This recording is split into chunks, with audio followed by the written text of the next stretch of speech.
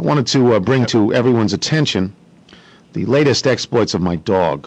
This is difficult for me. The dog, once again last night, the dog now, while left alone,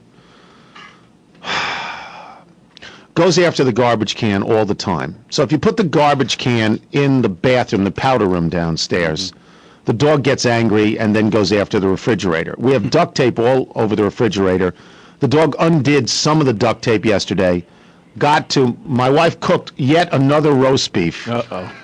The dog, and we put it on the highest shelf of the refrigerator. Now, let me tell you something, and in the back of the highest shelf of the refrigerator, I didn't think it was possible for the dog, literally without sort of building a stepladder system, to get to where the roast beef was. I really didn't.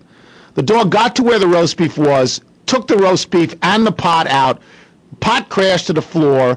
The dog ate what was left of the roast beef. It wasn't as much as the last time. I heard about this story. My wife was in tears. Jeez. In tears, not because of the roast beef, because as you know, Shar would say, at least the dog's getting protein. Yeah. Not because of the roast beef, but because it was she had an attachment to this pot. I mean, she had this pot for 30 years, and the pot was important. And I did what any man would do. I said, "It's a pot, for God's sakes. Go get another pot." Yeah. All right.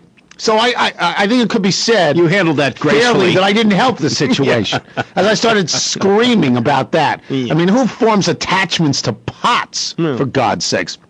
Anyway, so I said, do me a favor, call the kennel where we board the dog, when we need to board the dog. This is the Shady Springs Kennel. Call them and get the name of somebody, and I said this, an animal psychologist.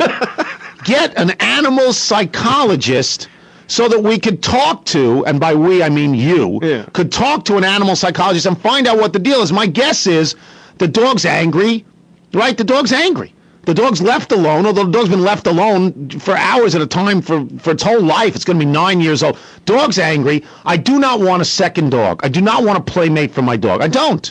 I don't want a second dog.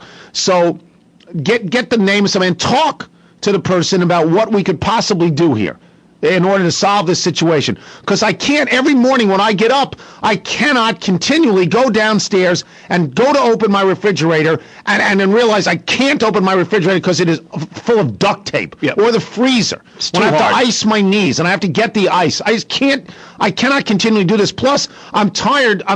I know what will happen with the dog next. The dog will move it. Believe me, when the dog stops being able to open up the refrigerator and stops being able to throw over the garbage can, the dog's going to do what dogs do, destroy a piece of furniture. Gnaw on a piece of wood, like on a table, destroy the pillows in a couch, because this is what dogs do. And this is what this dog is going to do.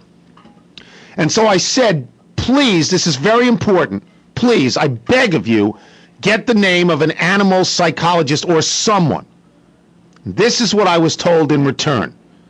Carol said, I once knew someone who had a problem that required the services of an animal psychologist. I said, yes. Mm-hmm.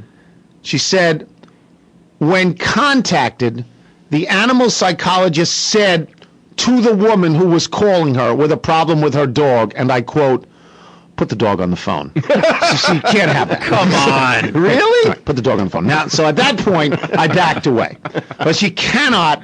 No. See, no. You can't put the dog on the phone. The animal psychologist has to say, we've seen this 1,000 times before, and this is what's necessary, and this is how you solve this problem. And I said, are you sure that was an animal psychologist or like a pet psychic or, something like that? And she said it was an animal psychologist, but I don't believe that. And this is troubling. And we're going to spend the entire Christmas, New Year's week in counseling with the dog. And I am just not going to enjoy that.